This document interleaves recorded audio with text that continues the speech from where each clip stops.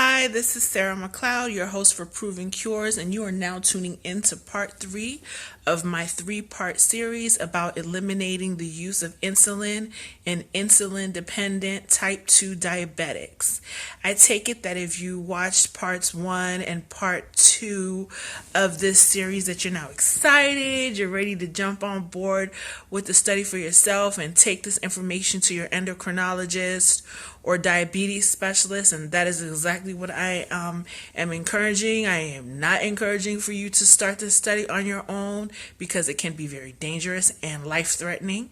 Before I continue any further, because now this part is the exciting part. This is the part where I get into the awesome results that the study participants had after going through with the intermittent fasting and being weaned off insulin. I'm going to jump into that. But before I do that, I want to clarify a mistake that I made in the last video in part 2. This study, yes, is published in the BMJ, but BMJ does not stand for Bariatric Medical Journal. I feel really bad for making that faux pas because with 16 years of experience in clinical research, I should off bat know that BMJ stands for British Medical Journal. I feel really dumb for having said that. Forgive me, please. I know that the medical community is very, very hard on each other. And so when I said that, you were probably like, oh, what is she talking about?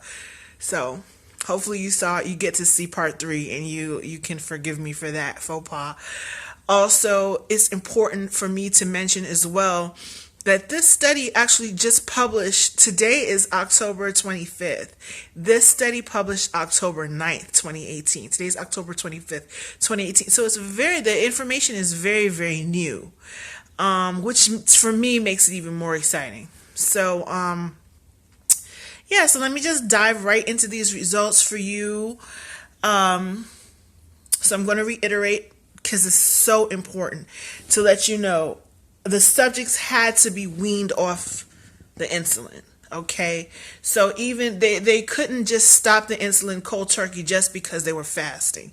During the fasting periods, they had to have their blood sugars checked religiously, actually 4 times a day at first. And the weaning period was different for each participant. So I'm going to get into all of that with you to give you a good idea of just about how long it took, and it could possibly take for you as well, to actually not have to take insulin anymore. It's actually very, very positive. Now let me tell you that during the weaning period, subjects' A1Cs were taken, like I said, 4 times a day and consistently ranged between 7 to 10%.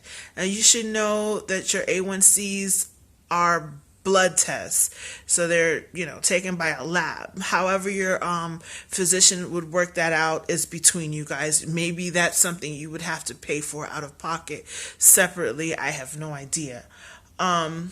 But I'll tell you this, when subjects' A1C levels tested below 7%, that is when the insulin was withdrawn altogether. Now I'm going to give you a case by case. It shouldn't take long because we only had 3 subjects to look at. Now for subject number 1, that was our 40-year-old with a 20-year history of diabetes. That's a pretty long time. He chose to fast 3 days a week and was actually able to come off insulin completely after 1, 2, 3, 4, 5 days. 5 days he was able to come off his insulin completely, and his A1Cs were testing below 7%. That is remarkable.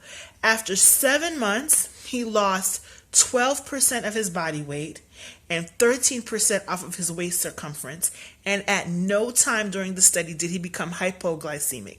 Hypoglycemic meaning that his blood sugar levels fell beneath normal limits. So that's promising. That's awesome. Let me tell you about subject number 2. Wait a second, my computer. Give me 1 second. Things can just never go right when you're live, right? Because this is not television. All right, so subject number 2 was 52 years old. and had a 25-year history of diabetes, and he was also the person with the chronic kidney disease as well. He chose to fast for 3 days a week also, and was able to come off insulin completely after 18 days. He was followed for 11 months. At the end of the 11 months, this guy lost 18% of his body weight and 22% off his waist circumference, and he also suffered no hypoglycemic events. So he had a successful course as well. Our final subject was a 67-year-old gentleman with a 10-year history of diabetes. Now, he was different in that he chose to fast every other day, which, it can sound pretty difficult, but maybe he felt more desperate and he was willing to do something more drastic for his betterment. So let me tell you how it worked out for him. Having chosen to fast every other day, he was able to stop the insulin completely after 13 days. So that means after 13 days, his A1Cs were below 7%. Now, not only did he eliminate the use of insulin, but he was able to decrease the use of metformin by 75%. That's huge. He reported differently from his counterparts. He reported a reduction in cravings for carbohydrates and increased energy as well. After he was also followed for 11 months like subject number 2, and after 11 months he lost 10% of his body weight and 10% off his waist circumference. Also, like the other 2 subjects, he had no hypoglycemic events, which is very awesome. So those results sound promising to me. They actually make me excited just reading them, and I don't have this problem. I want to share this with every type 2, insulin-dependent type 2 diabetic that I know personally, and I know a couple. If these results sound promising to you, once again, discuss the study with a physician, share these videos with a physician, discuss with a physician. I can't stress that enough, because this is a dangerous undertaking without having your blood tested constantly and reviewed with a physician. Okay? And please like, share, and subscribe to Proven Cures, and have a blessed day. Thank you for watching. Bye-bye.